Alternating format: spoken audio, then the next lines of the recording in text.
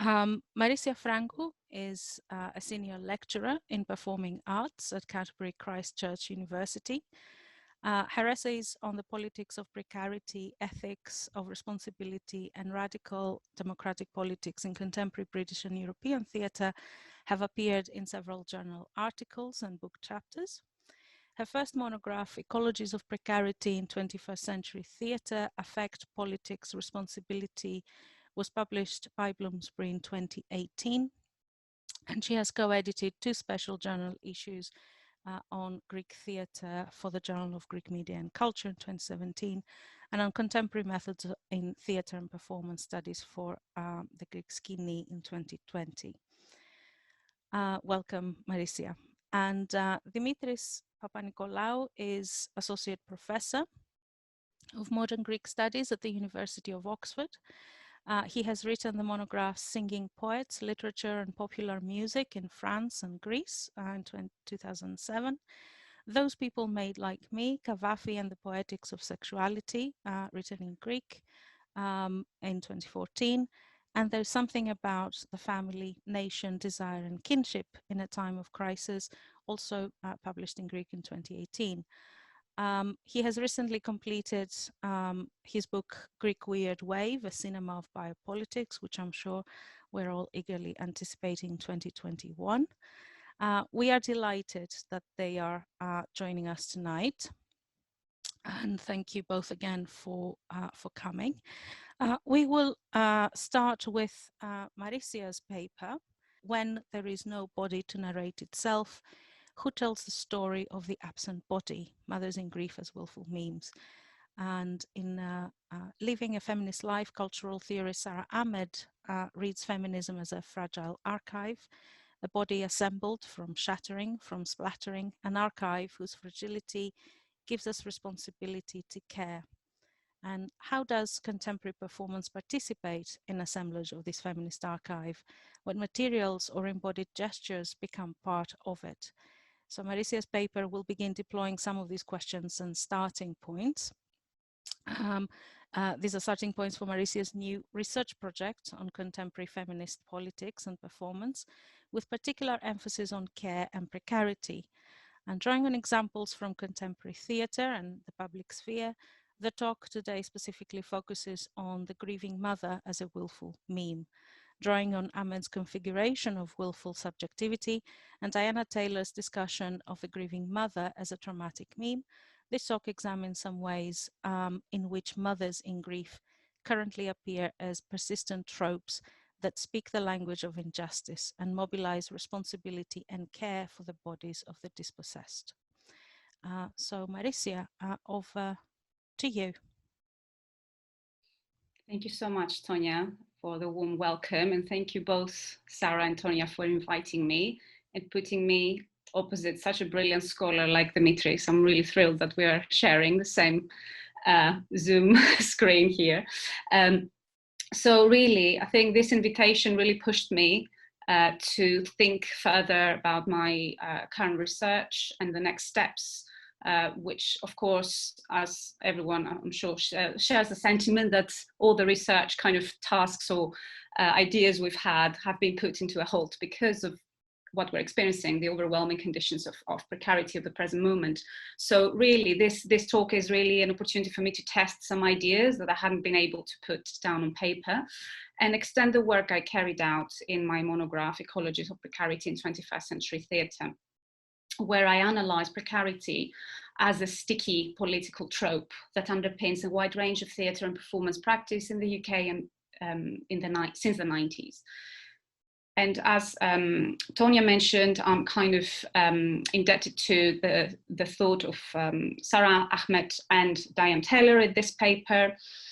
The book already used Sarah Ahmed quite extensively, was following her argument about how signs and emotions stick to bodies.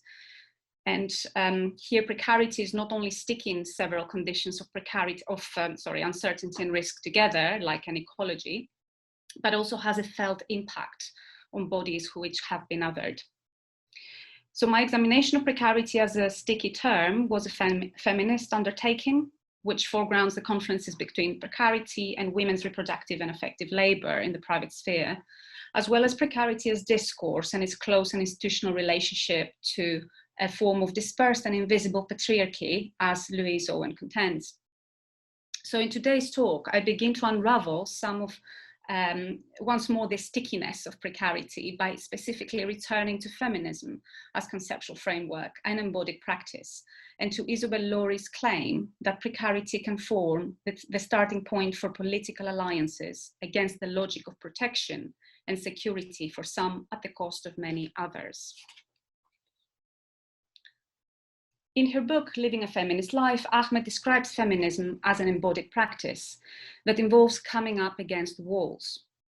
For Ahmed, feminism appears as a fragile archive, a body assembled from shattering, from splattering, an archive whose fragility gives us responsibility to take care, and as an affective inheritance that is often understood as a problem of will, a way of going one's own way, a way of going the wrong way.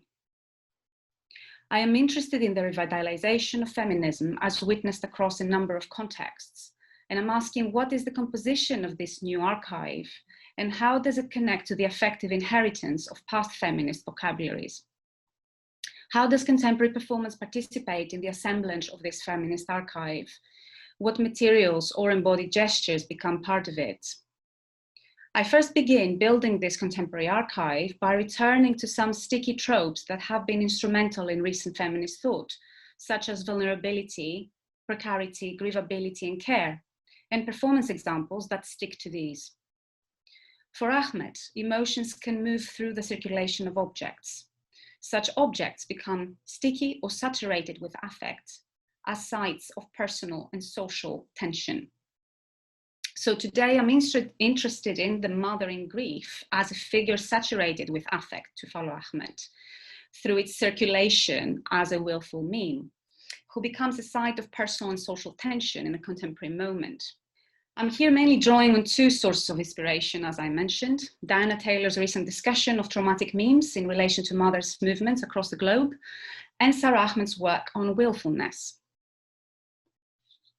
Although the institution of motherhood and mothering has been deeply ensconced in patriarchal, phallogocentric, and religious discourses about womanhood and femaleness that have been oppressing women throughout the centuries, mothers and motherhood as an archetypal image were reclaimed as a significant trope for second-wave feminism. For some radical feminists, reclaiming motherhood as specific to women provided evidence for women's superiority. For others, it became the ground for challenging the naturalness of mothering, or heteronormative discourses of power.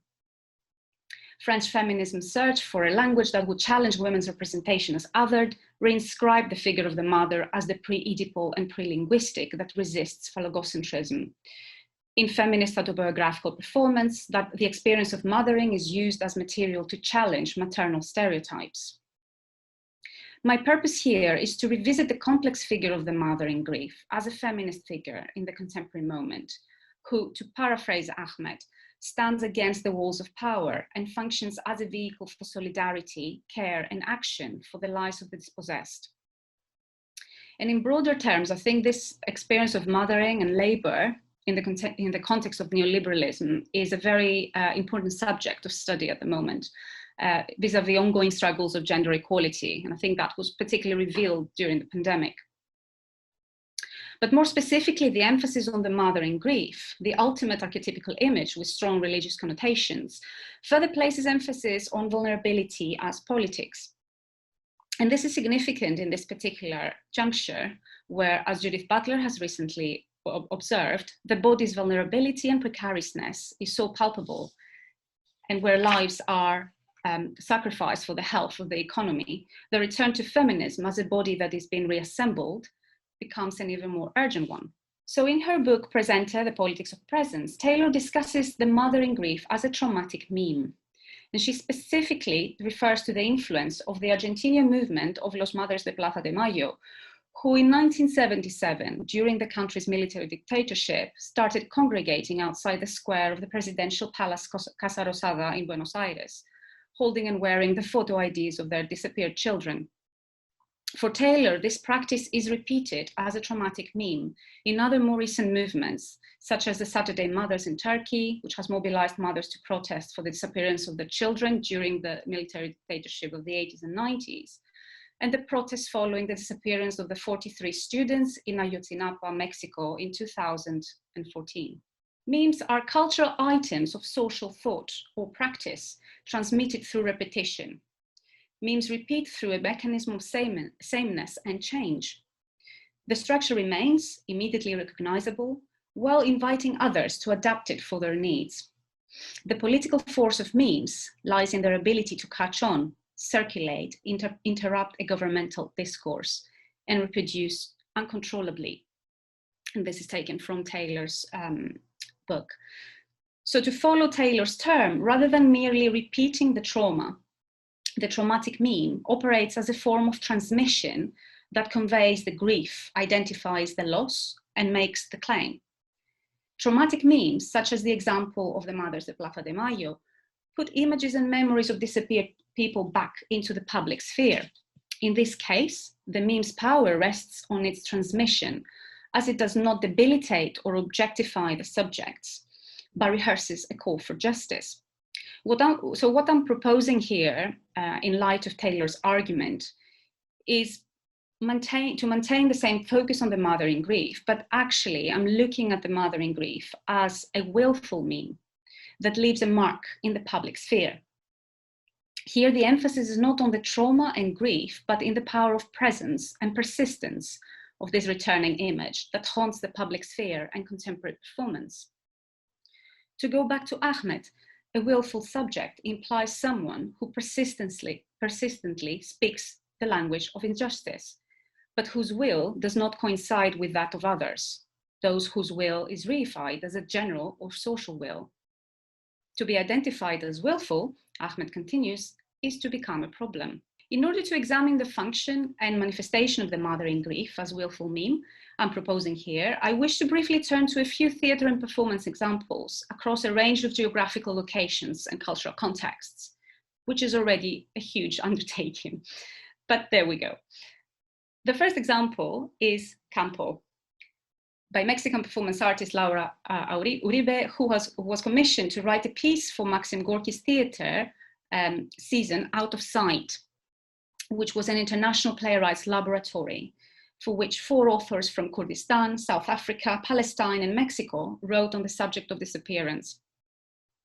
These short play readings were hybrids between theatre and film, and were first screened at Gorky before becoming available online, and captured the vision of Gorky's artistic director, Sherman Langhoff, who is strongly associated with the development of post-migrant theatre in Germany. So that was the framework.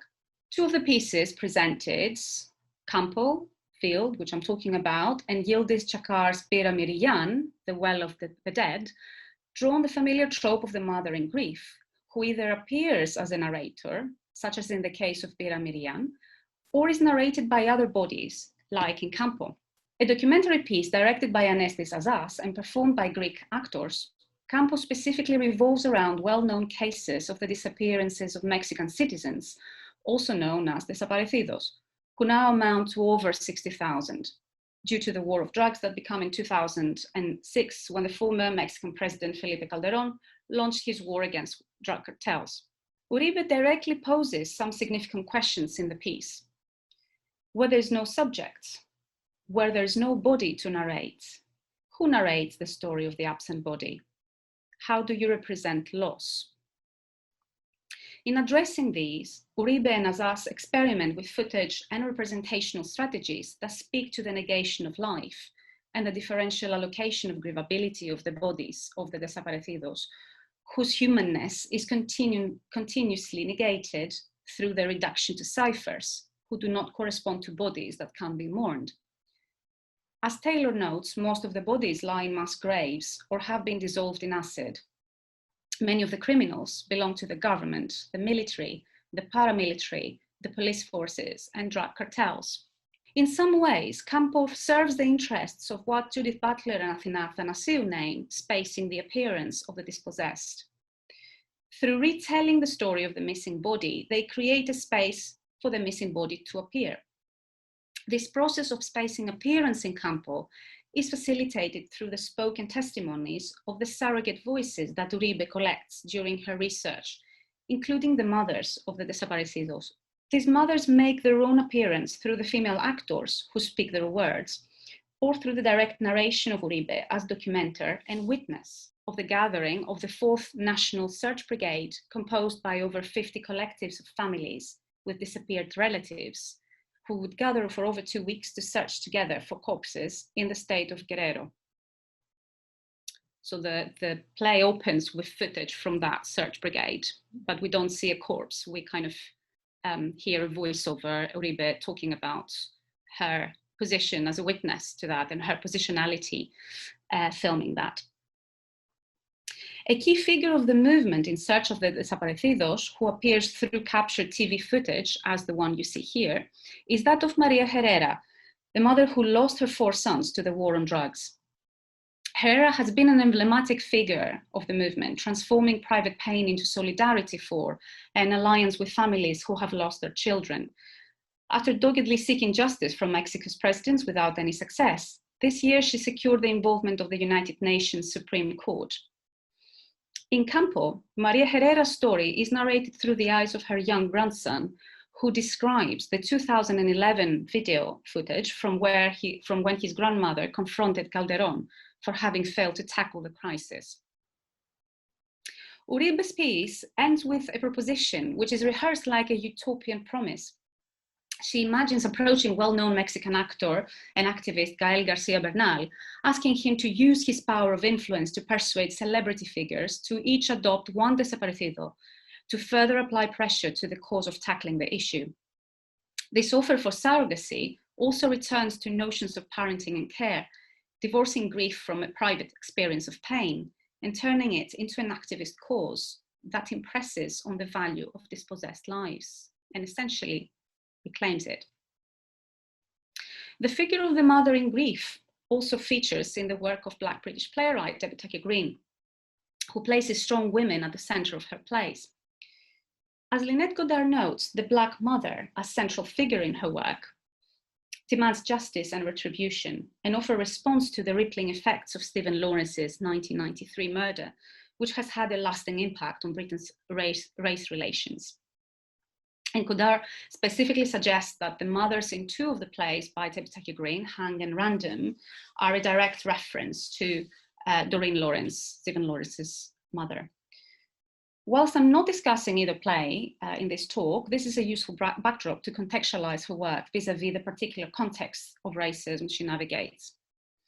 What I want to briefly focus on is the Black mother in grief and the performance of willfulness in her 2011 play, Truth and Reconciliation. The play takes as springboard 5 different contexts, which are interwoven to draw alliances across a range of human rights violations.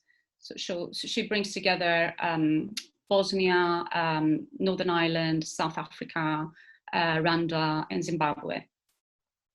And central to all these stories are women who, as well as being victims of violence, are tireless in pursuit of truth, as Billington describes the performance.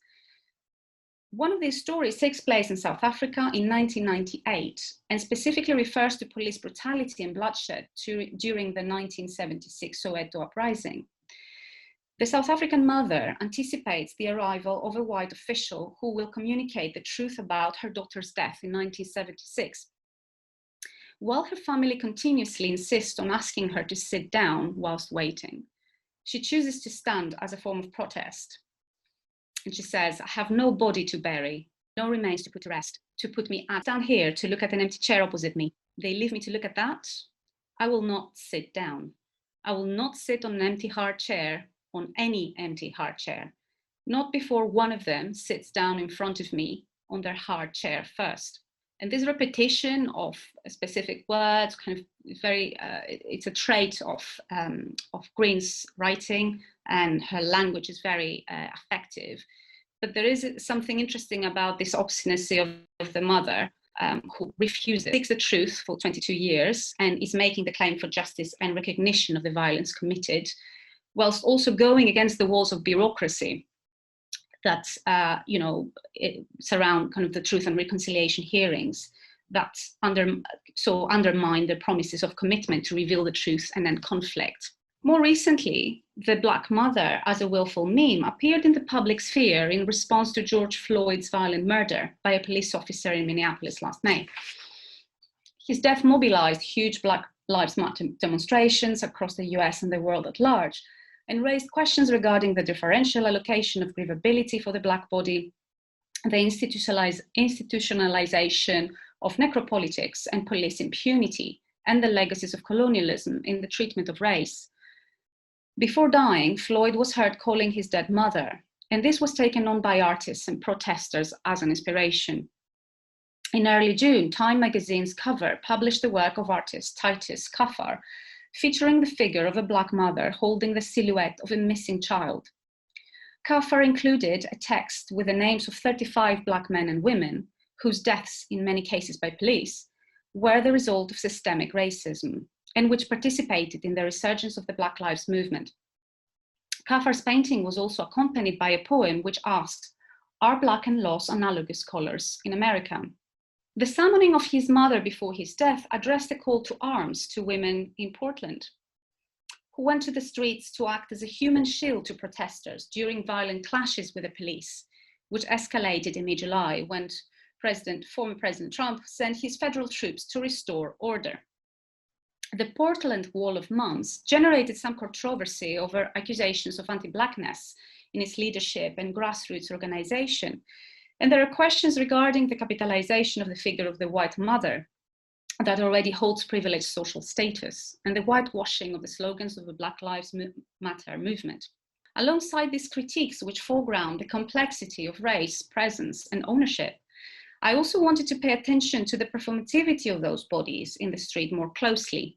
In those photos, some protesters seem to recognize their position of privilege by acknowledging the consistent erasure of Black mothers and their ongoing invisible fights, or the systemic violence of the police against Black bodies, which also was evoked in the Aurora, Colorado Wall of Moms, where they evoke all the cases of racist police brutality, such as the case of Elijah McClain. So what I'm calling here a willful meme is an image of a body who gets in the way to protect other bodies from mob violence and who persistently speaks the language of injustice. And again, we have the metaphor of summoning. So I think we all seen the T-shirts that the protesters identified themselves as people who were summoned by Floyd or by his mother. So it's kind of this word to be summoned was interesting as well to unpack. And according to the Cambridge Online Dictionary, to summon means to order someone to come out or be present at a particular place, to officially arrange a meeting of people, but also to remember or imagine something. So these bodies perform an act of remembrance of Floyd's violent death, and by extension, to the violent death of other Black bodies. By being present in the space demanding justice, they seek to remember and thus to reassemble these bodies. By evoking Floyd's dead mother, they also take the position of a surrogate who forges alliance and solidarity with the bodies of the dispossessed, by performing an act of care to those who are put in the same position, care towards the protesters in that case. As Athanasiou and Butler have argued, assembling bodies in public also gestures towards the relationality of those bodies, which through their vulnerability and exposure to injury, in this case again the violence of the police, are also showing their endurance and persistence as obdurate bodily life. So here the absence of the dead body is mobilized by the politics of the willfulness of the mother who, rather than being confined in the domestic sphere, becomes a force of solidarity and action in the domain of the public. One last example I wanted to show, moving from a movement in the street outside the county justice in Portland, moving to Athens, to the Supreme Civil and Criminal Court. So I wanted to make a connection here to another assembling of bodies summoned by a willful mother called Magda Fisa. This photo, as I mentioned, was taken in last October outside the Supreme Civil and Criminal Court in Athens, just before the announcement of the verdict for the infamous Golden Dawn trial that lasted for 5 years. So Magda Fissa not only became the face of the trial itself, and which, as I said, lasted for over 5 years and ended with sentencing members of the neo-Nazi party as leaders of a criminal organization. She has also become an emblematic figure for the Greek anti-fascist movement, which was fueled by the rise of the Golden Dawn into parliament and the murder of her son, Pavlos Fissas, in September 2013 by Giorgos Roupakias, a follower of the Golden Dawn. The case of Fissas was taken to court alongside other cases of Golden Dawn's involvement in further violent attacks against migrants.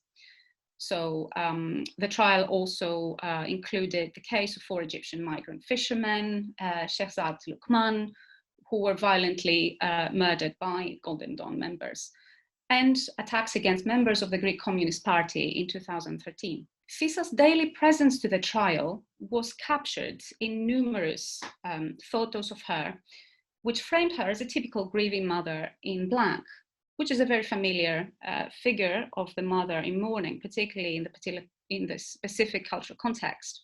As Ahmed explains, willfulness involves persistence in the face of having been brought down and can share the traits of being stubborn or obstinate. So what I found interesting here is Fissa as a willful subject who was returning every day, nearly every day, to the trial, to the same location, although her presence was not necessary, to show that she is present. And this is what she has shared. She wants to show solidarity to the defendant team, to all the other defendants for the other cases. To quote her, she wanted to show that she was there, to be seen. Similar to the other mothers in grief examined here, she demands justice for her dead child. So her inscription as willful mean casts a wider net to include other histories of institutional violence that mobilize the presence of numerous victims of recent acts of sexism, homophobia, racism, and xenophobia in Greece. And there are many names to mention here. Her willfulness stands against the general will or belief of the public, who either have remained silent or normalized Golden Dawn members as glorified alpha male nationalists, or who accept and rehearse ideologies and practices that injure and erase the body of the other. So you don't have to be a Golden Dawn follower to be practicing these discourses or these injustices. The viral meme, "They're not innocent," that widely circulated in social media in anticipation for the outcome of the trial, which also reflected that this outcome was not a given. So in a sense, you know, that meme kind of interrupted governmental discourse, echoed Taylor's understanding of the function of the traumatic meme.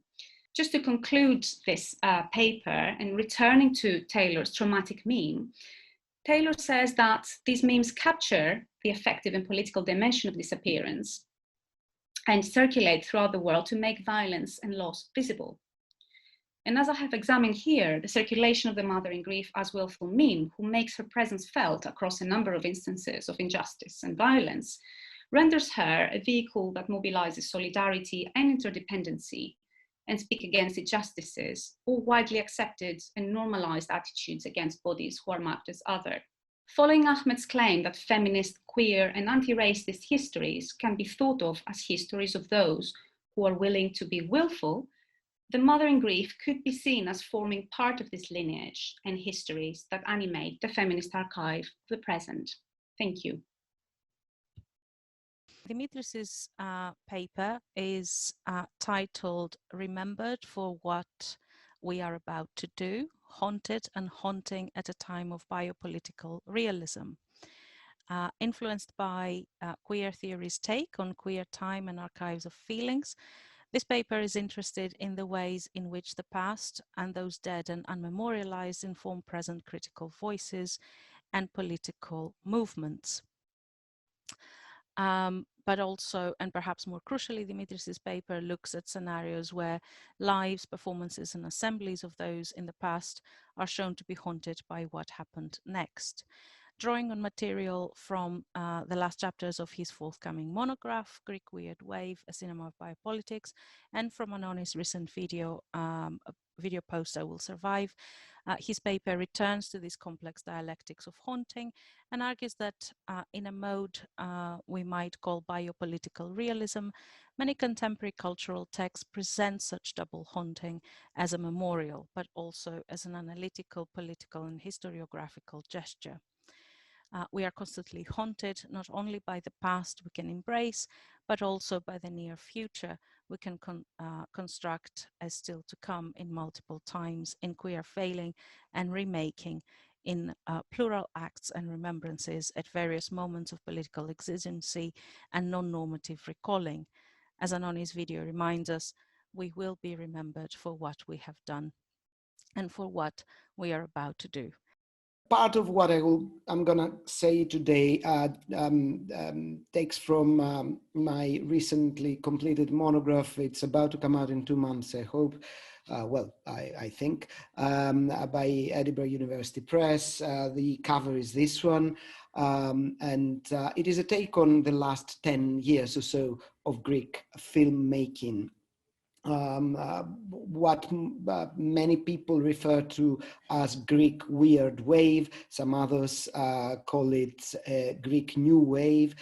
Certainly a group of directors, a group of films, most known of which are the films by Yorgos Lanthimos or Athina Rachel Changari, but there's a kind of a larger group that took the international festivals by surprise in the last 10 years. So the book pretty much is about them, but it is also about that concept of biopolitics that has become pretty much everyday usage in the last years. And in the last year or so, I mean, I heard people in schools recently mentioning it. The main concepts of that book, the main concepts I had to sort of employ in order to make sense of what has been called the Greek Weird Wave was national allegory, national allegory. Of course, I was dealing with 10 years of Greek filmmaking, and suddenly I saw an international critical apparatus trying to decipher Greece in the films of Yorgos Lanthimos, in any other film really that was coming out of Greece during that period. Not only Greece, but also the Greece of the crisis. No matter what was coming out of Greece, Greece of the crisis was somehow drawn into the reading of that culture production. Theater was also part of that, but of course cinema circulating much more widely and perhaps much more easily once it circulates,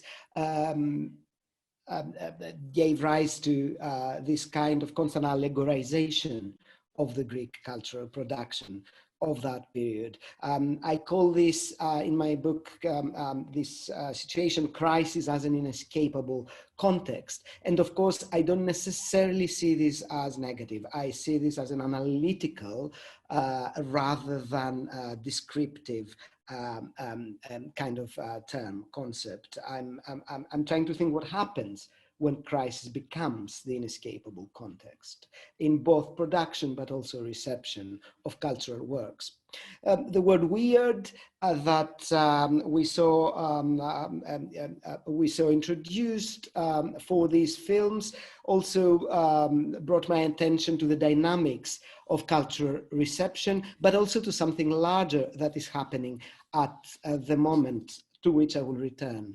Other concepts that I employed are the concept of archive trouble, to a little bit talk about what happened in Greece in the last 10 years to make Greek cultural production return so much to the past, but also to do so in a way with a view to analyzing the formation of that national past in the National Cultural Archive, and to imposing a sort of embodied critique in that revisiting of the past. A number of performances that Marissia has also written about have been characterized by this kind of archive trouble.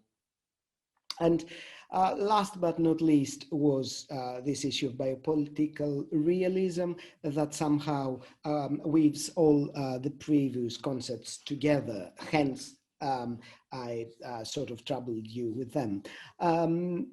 Working on this cultural production of the last 10 years from Greece, in a period that I can only call an intense biopolitical present, an intense biopolitical present, constantly developing. I could not but see this kind of idea of the health of the population as worked through the imposition of certain norms on individuals being a very central point of reference for politics, for the public sphere, also for culture.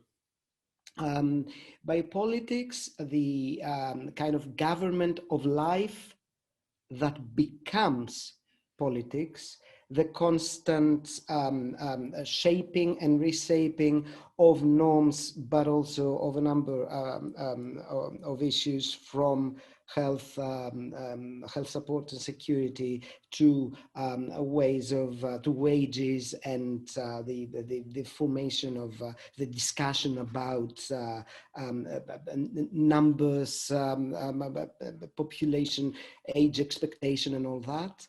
Became in Greece in the last 10 years extremely central as the different memoranda, the different packages of support and all that were being discussed. This is a big, can lead us to a different discussion, which will not necessarily be the central point of reference today, but please believe me here, the kind of biopolitical everyday became in Greece a major component of not only understanding ourselves, but also creating the representations that became crucial to the concept of ourselves.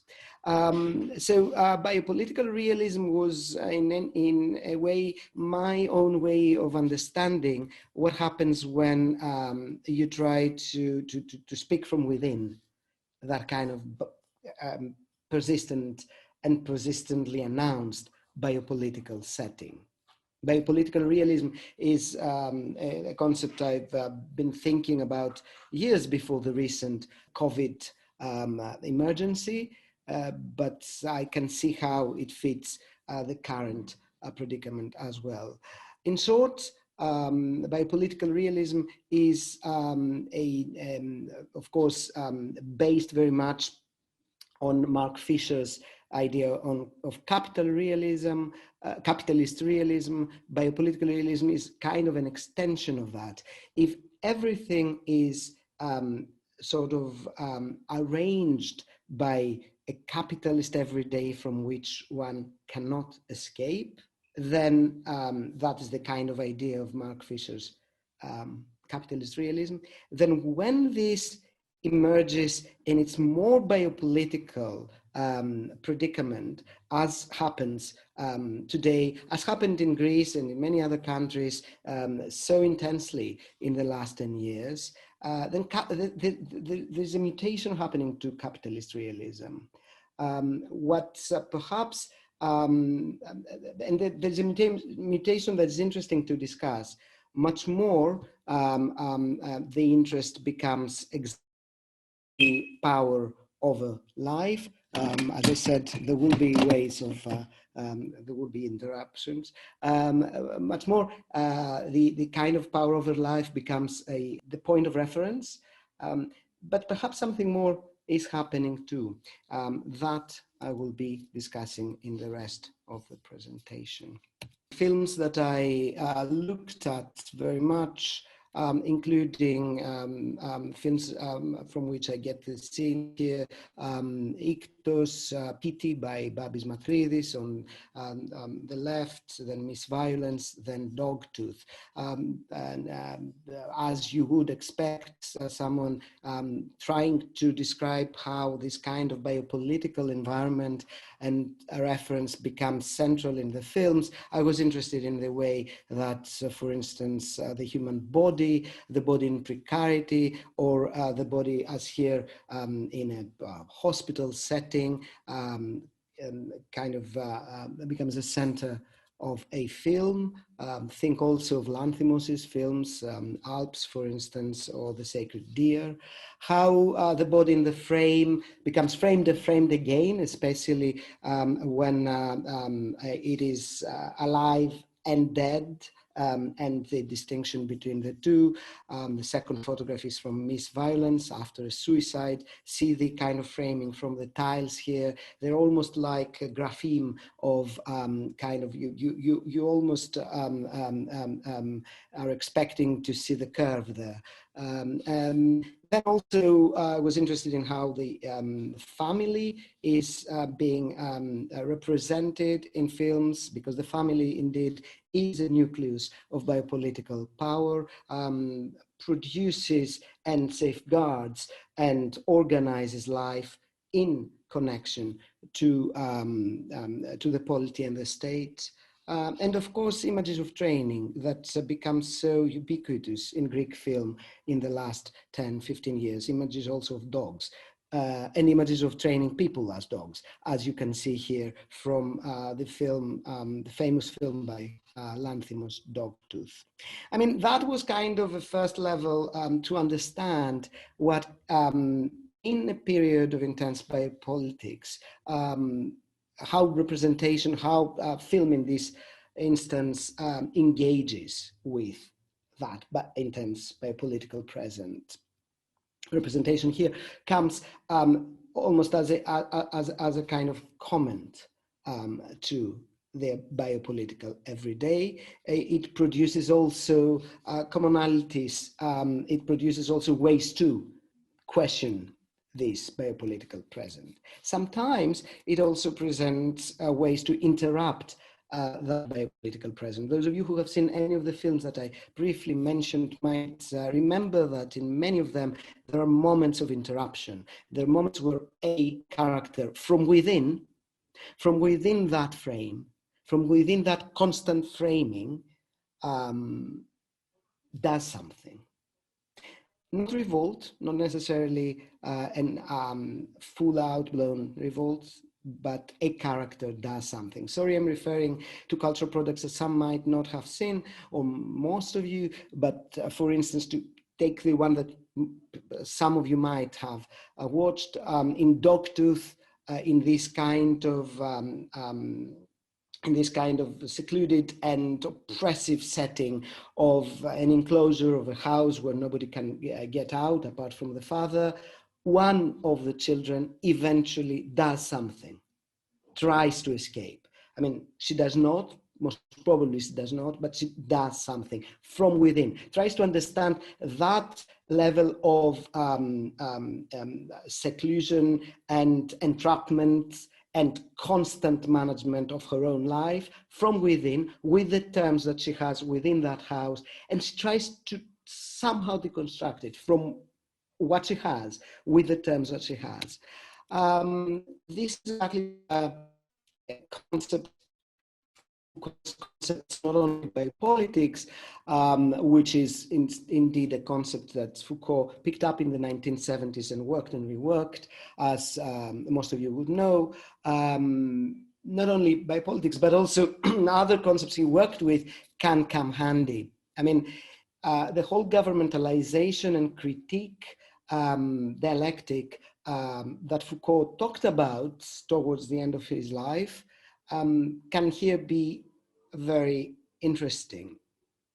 I mean, Foucault did talk about this voluntary in servitude, and indeed talked of this as an art. Critique is an art of voluntary in servitude, of reflective indocility. And in most of the films that I mentioned, there are this moment of reflective indocility. moments that is of extreme subjectification, but also désassoutissement, this desubjectification that subjects try out, questioning, therefore, the truth on its effects on power and questioning power on its effects on truth, a famous phrase by Foucault.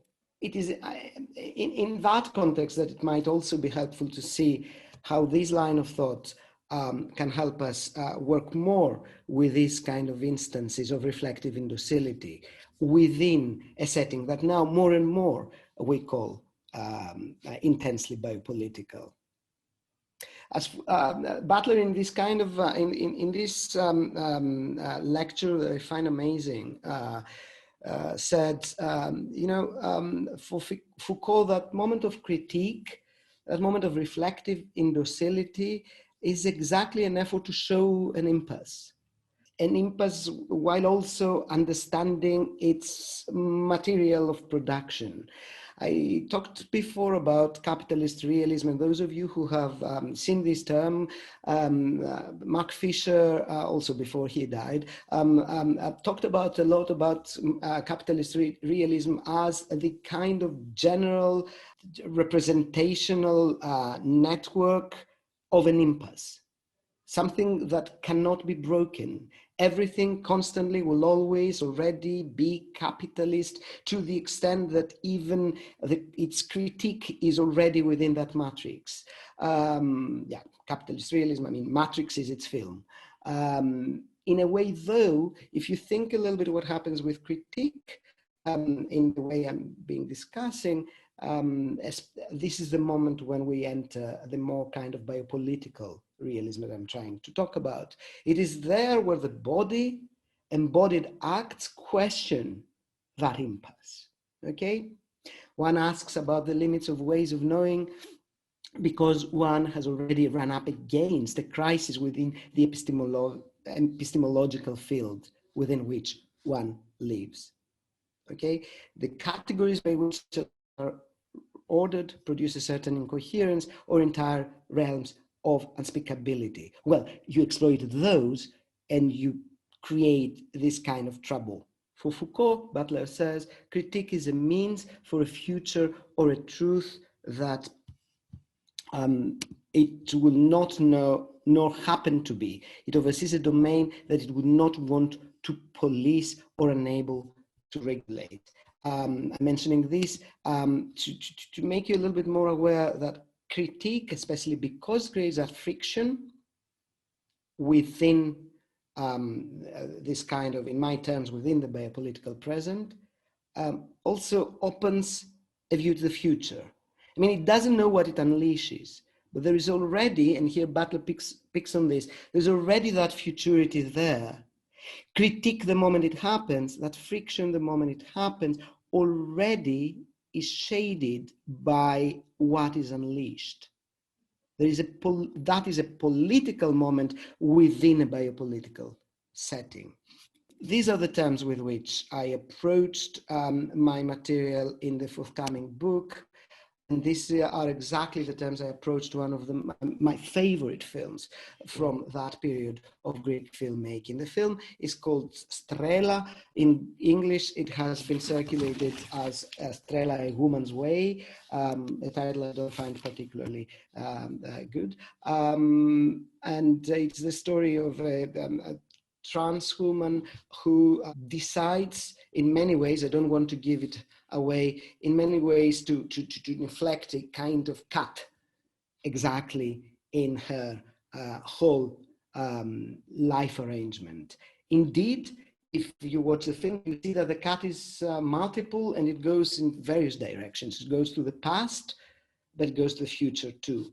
Anyway, Strela is also interesting because it's a kind of rewriting of national melodrama in many ways. And those of you who haven't watched it, please reach out to colleagues with Greek names here and find it. It's an amazing film that is worth watching. It is one of the first in my corpus, it's exactly the same time as Dogtooth by Lanthimos, 2009 film, you could call it, one of the 2 or 3 films that sort of opened the representation of the Greek crisis, even if they were not related directly to it.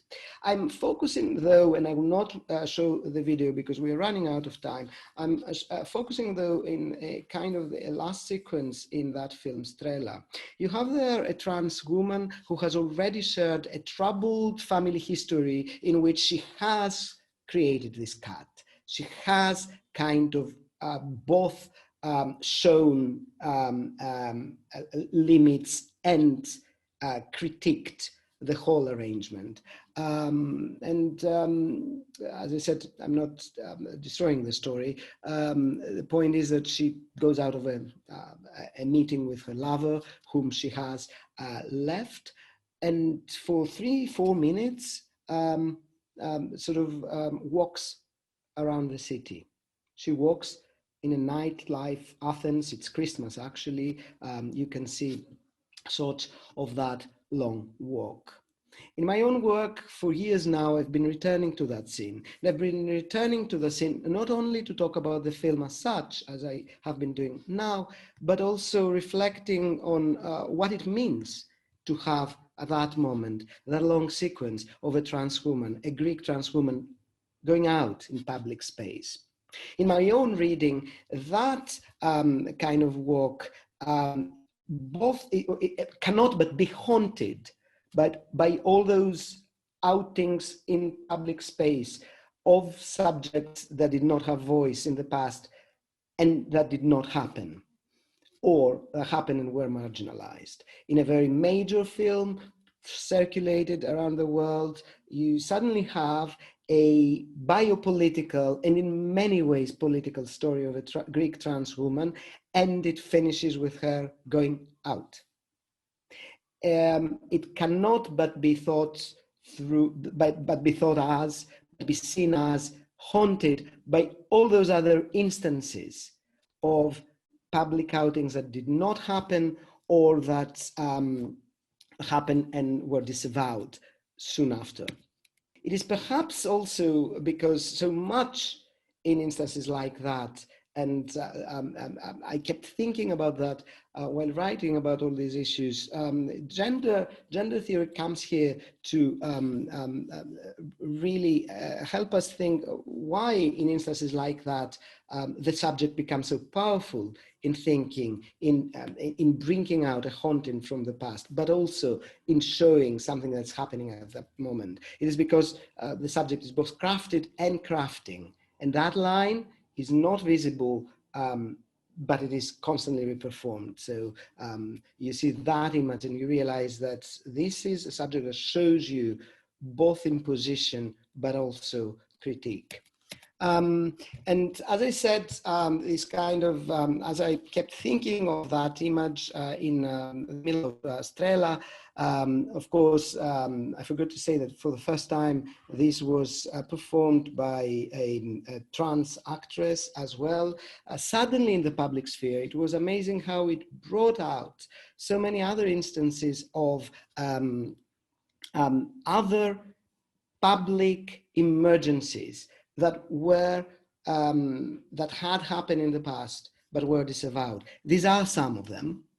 I might speak more in the question and answer. I will not refer more to them, but take my word for that. These were moments from the past that were more disavowed. These were trans women or trans queer figures from the past that became part of the public discussion afterwards in the last 10 years more, in that constant game of past and present, in that constant reminiscing of, in this instance, queer lives being constantly haunted by a past that was majorly disavowed.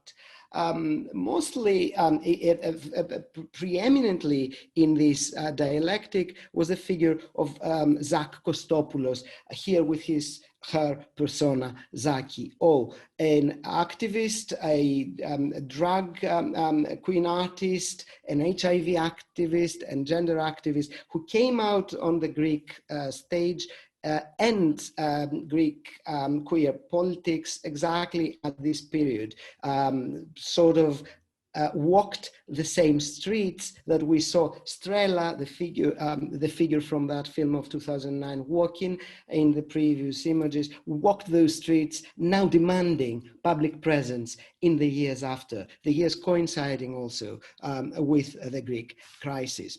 Now, Zakostopoulos, whom you see down there on the right, Zakio, in this kind of magnificent kind of performance, perhaps is the best I can think of what Laurent Berland calls diva citizenship.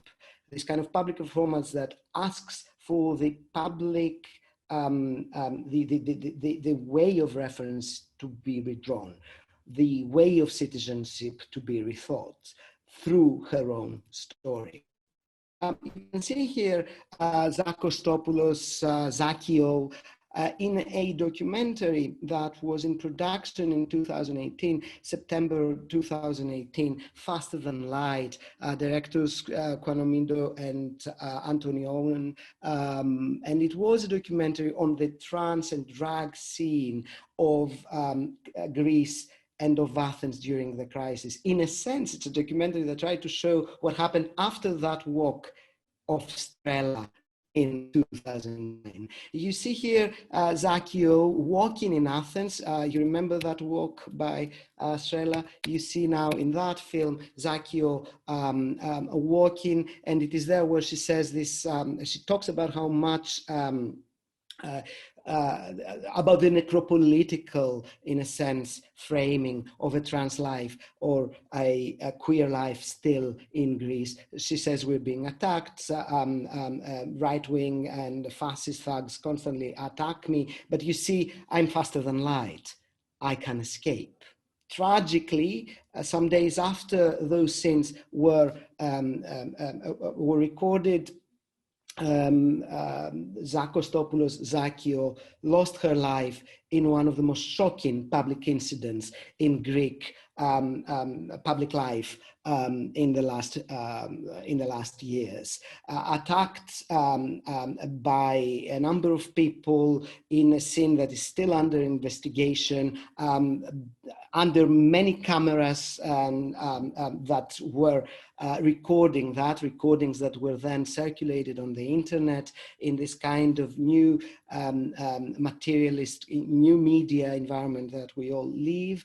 Zakio died on the scene, becoming the reference point for a huge mobilization, a queer political mobilization in Greece after 2009. Indeed, even that film I talked about, where she had made those interviews for Faster Than Light from a film, then became a morning exercise and a constant reperformance in the next year or so. From a film, it became a project. This is exactly where, and there was recently a book that we published on exactly that point. This was the moment where I would have shared with you a video that I have, though, given in the comments as the first comment. Is a video that Anoni, you might know the artist as Anthony and the Johnsons, now Anoni, shared in her own Facebook page and then on YouTube just before the American elections. Is a take of I Will Survive that she used to perform in New York clubs and small bars in 1991, 92. The whole history of that song and of those performances are very well given in the YouTube page. So I invite you to go and share it. And it's a very moving retake on this. Anoni shares that material, shares that video, saying that she had to do something because she was aware that Facebook wanted to use that performance for their own promotional material. So she said, I said no, and I decided to make it my own. So she makes this kind of a viewing of this material. It's self-consciously archival. You can see that there is a freeze frame going on there, and there's also all sorts of other manipulation in order to make us go back to a period when Anoni was singing "I Will Survive" in another intensely biopolitical moment, and intensely biopolitical, and in a community that was understanding this intense biopolitical moment. Of course, in the HIV/AIDS crisis, and it's no coincidence that these were performances from 1991, 1992. If you watch that video, you see how much Anoni brings in these performances, and also a videotape from a recording of her colleague and HIV activist Claude Jubilo, who you can see here. And the last very moving moments of that video are those moments where we see the performance, we see also Claude there, and then you have all these kind of lines dedicated to the Black trans lives, dedicated. You have a performance there of precarity, political meaning, intersectionality. See also how the kind of captions come on the screen, exactly intersectionally. I mean, if you see it, they come all over, and you have sometimes to go back and forth to see what is being there and what is being dedicated. And there comes this kind of moment. We'll be remembered for what we have done and for what we are about to do. And here are the credits. And this is somehow something that allowed me to sort of go back to all this material and share with you what as I said, is kind of an opening that I'm now seeing in all this kind of discussion about biopolitical realism. I realized so much that in intense biopolitical moments, representation, cultural products, and of course, political mobilization is a mobilization that shows how much it is haunted. Actually, the whole point of mobilizing at the moment cannot be political if it does not show how much it is haunted by previous moments, as in the various examples that I talked to you about. We can talk more about why queer mobilization is a very good example of this, but of course, what I'm talking about is much larger. More and more, though, I am becoming aware of how these moments of the past are also moments that we strive to, or rather, they emerge to us as also being haunted by us, by our moment now, by other potential moments. And of course, I'm not just playing with words here. If I am haunted, if Anoni of today is haunted by that complex history of the HIV activism, of that other biopolitical moment, in order to make a statement, political statement now, what she also wants to show is that that moment too, precisely because it has its such a deep understanding of the biopolitical intensity of the moment, knows that it speaks for potentially a necropolitical future, like a death that is coming, speaks for potentially other openings, but also that the cut it performs, the cut that this performs, that this public representation performs at that moment already makes an opening. The moment might not know it, but already makes an opening that is already haunting this moment and might come later on. So that is the point that's kind of being haunted, but also haunting in an intense biopolitical present. Within what we could discuss as biopolitical present is not only us who are being haunted by what happened before. We're also haunted by what will happen. It might be something tragic that will happen to us. It might be something that is prefabricated already by the political kind of setting, but it might also be exactly what we are about to do.